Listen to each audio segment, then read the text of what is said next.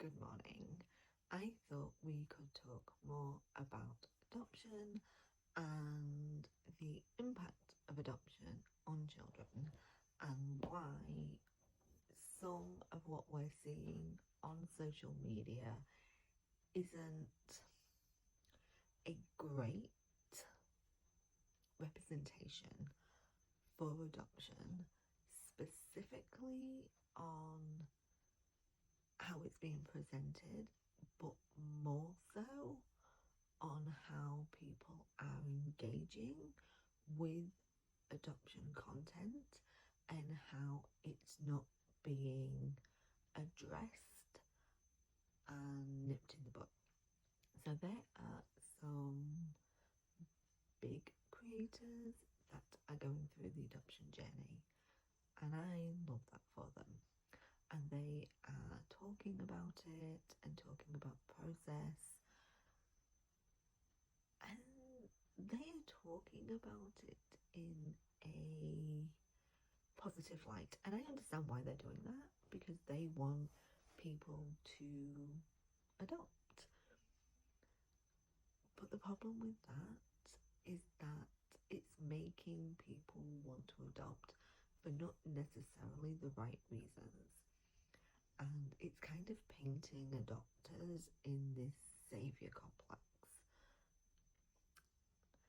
How to say this in the best way? If your sole reason for wanting to adopt is to rescue a child, you're not adopting for the right reasons. You really need to want to do it because you want to provide a loving, safe home, that you want to provide consistency, that you understand that you are going to stumble, you are going to screw up. It doesn't matter how perfect of a parent you think you're gonna be. It doesn't matter how wonderful you create their room. It doesn't matter how wonderful you create their environment, how wonderful you create their network. It doesn't matter what age you get them, they have endured trauma, and that is going to be reflected in them. How they behave, how they view life, whether that is shown straight away or as they age. And you have to be prepared to deal with that. And if you're not, you shouldn't be adopting. But the other thing to consider is you have to be prepared to advocate for your child. You are their voice, you are their protector. If you are not prepared to call out bad behavior, to call out people that are demanding things that are none of their goddamn business, how are you supposed to call it out in person if you're not prepared to call it out online? I have seen some of the most disgusting comments in people's comment sections. Don't hide that child's face.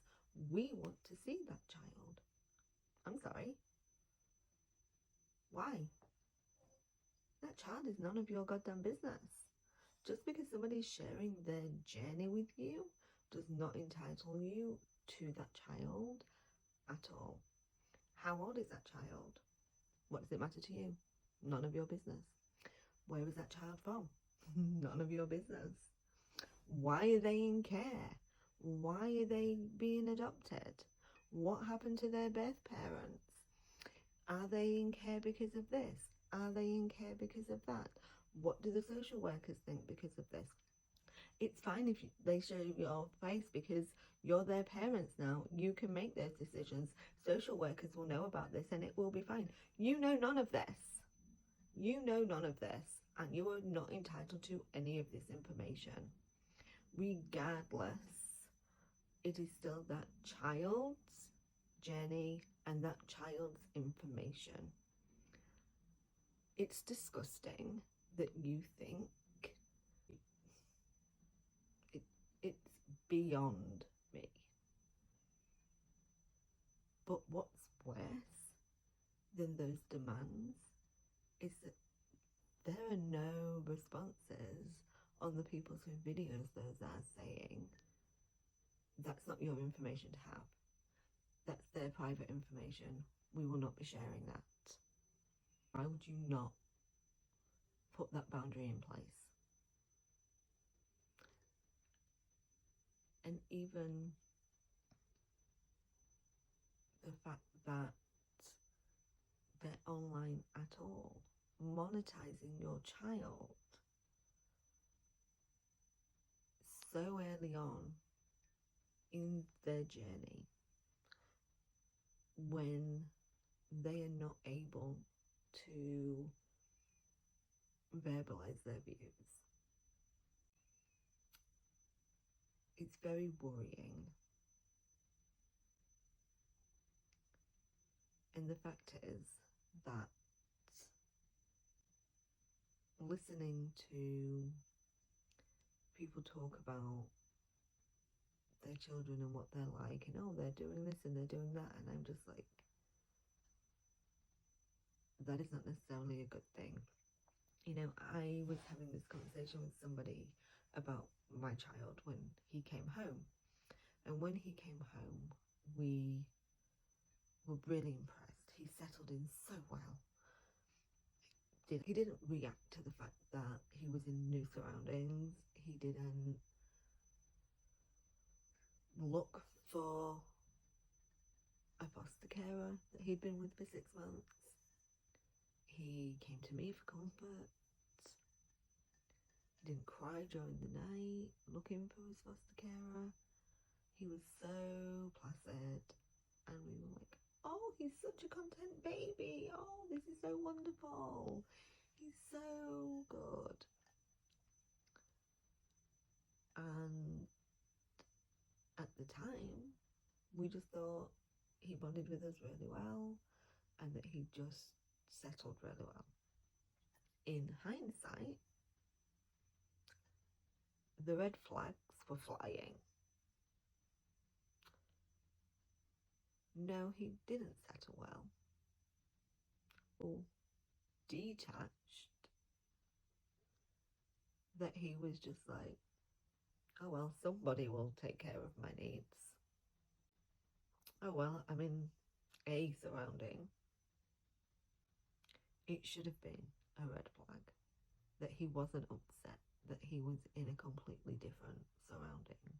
It should have been a red flag that he wasn't upset that his foster carer wasn't there.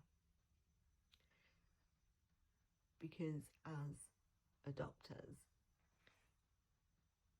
we are so laser focused on what we expect a child to do. We expect them to be upset. We expect them not to settle.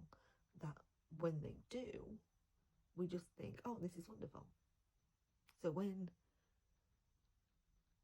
they're not doing those things we expect, we're not thinking, oh,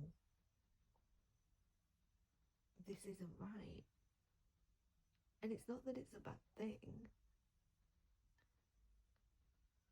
And we did bond. I'm not saying we didn't bond. We do. We have a wonderful bond. But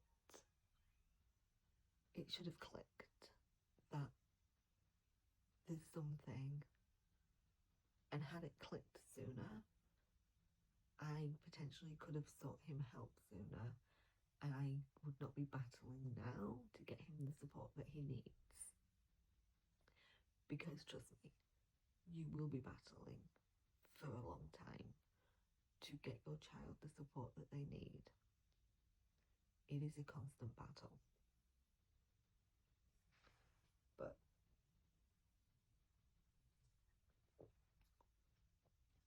that's my thoughts on that.